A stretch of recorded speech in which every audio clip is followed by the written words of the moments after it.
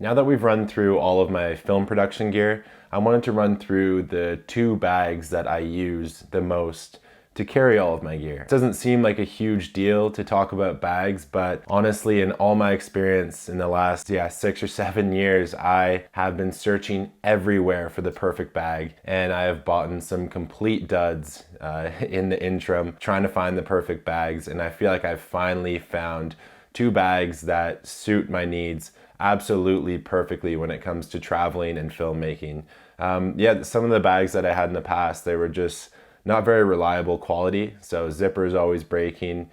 They didn't compartmentalize my gear in a way that made it easy for me to access them, or they just didn't fit all of my gear very well. It's very important. I mean, if you're out in the field and if your camera's stashed away, if you're on like a ski shoot or something like that, and all of your food for the day is on top of your camera, you have to take all of that out to get at what you need. That's gonna slow you down quite a bit. So having a good bag makes a huge difference. You're gonna get more moments, you're gonna capture more moments because you're not fumbling around looking for your gear. It's all stored efficiently. I'll jump in and talk about basically the two bags that I use for my film production. So the first one, and my main bag, I use this the majority of the time.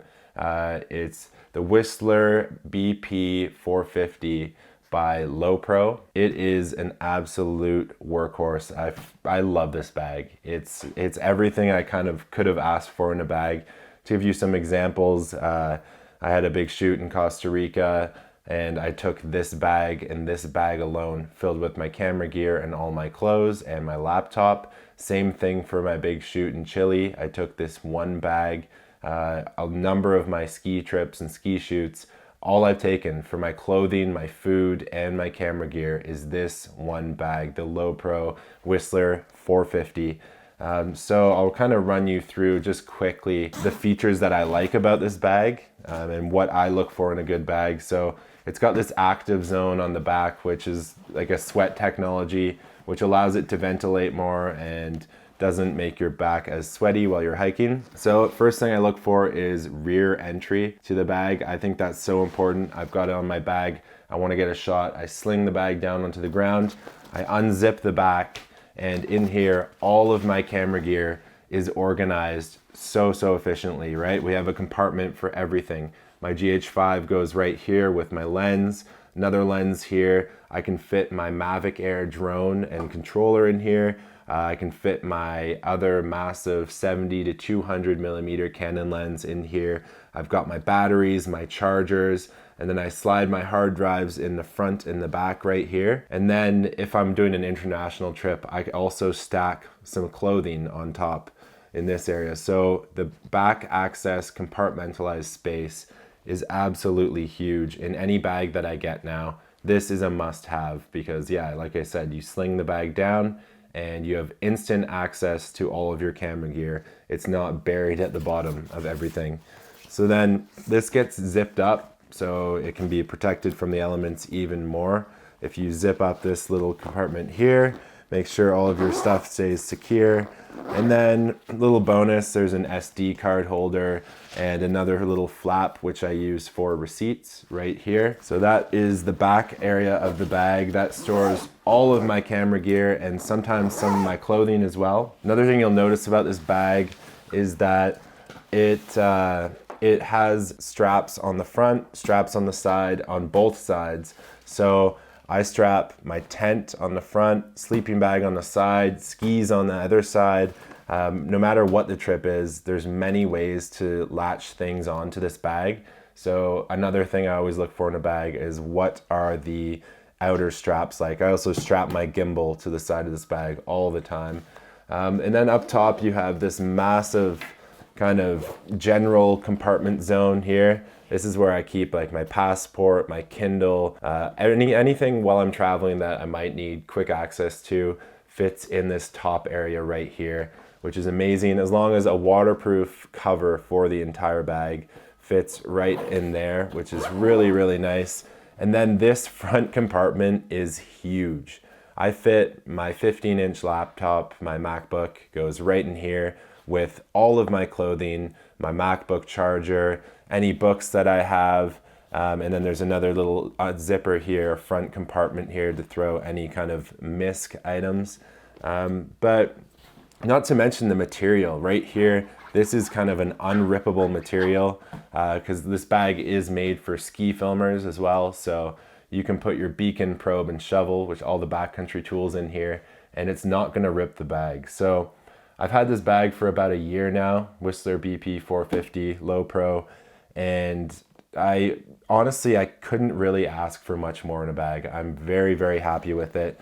When you're traveling internationally, it just barely fits under the seat of most planes, and even at that, it doesn't really fit. So you need to put this thing in the overhead compartment.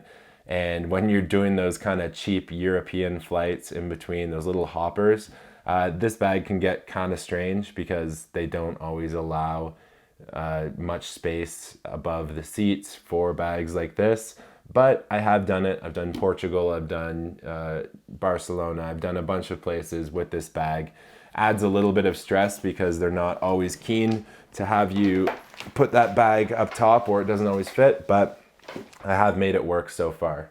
And then my next kind of everyday bag is another bag by Low Pro called the Fast Pack BP 250 AW version 2 by Low Pro. So the Fast Pack.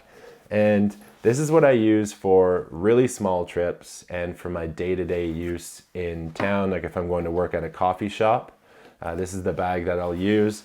So we have, fits a 15-inch MacBook right in the side here, along with another little zone for an iPad or a Kindle. That's where I put my Kindle. And I also put all of my receipts in the side there. Up top, we have another kind of general, just stash all your stuff, big pocket here with some nice little organizational pockets as well, where you can kind of make sure your stuff is organized and accessible. And then I usually put my passport in that top area. Lots of space in here. I also put clothing there. Nice little carabiner hook on the side here for a water bottle, and then a nice little stash pouch on the side there. And then I can fit 2 lenses and my camera, and even sometimes a drone right here in this kind of front access camera compartment zone. So it's just like a mini version of the Whistler 450. It's pretty sweet for day-to-day or for small hikes or anything like that. I've even done some trips with this bag, but it definitely pushes it when you start to put your clothing in there. I have another compartment right there, which allows you to just stash stuff, and then has a waterproof pouch that comes out the bottom here. You can put that over the entire bag. So whether you get these specific bags that I have, which honestly I really like both of these bags, or if you're just in the market for another type of bag, some key things I would look for. Obviously, just read an insane amount of reviews, but just look for the back access for your camera gear, because before this, yeah, my camera gear would be buried under my clothes, under my food, and it would really slow me down. So having your camera gear well organized in a backpack is absolutely priceless. If I was going to recommend one bag, 100% I would recommend the Whistler BP 450. Like I said at the start of this, I've taken that bag alone with all my clothing, camera gear, laptop, hard drives. I've taken that on some huge trips, no extra baggage. So that's about it on the baggage front for me, and we'll move on to the next section.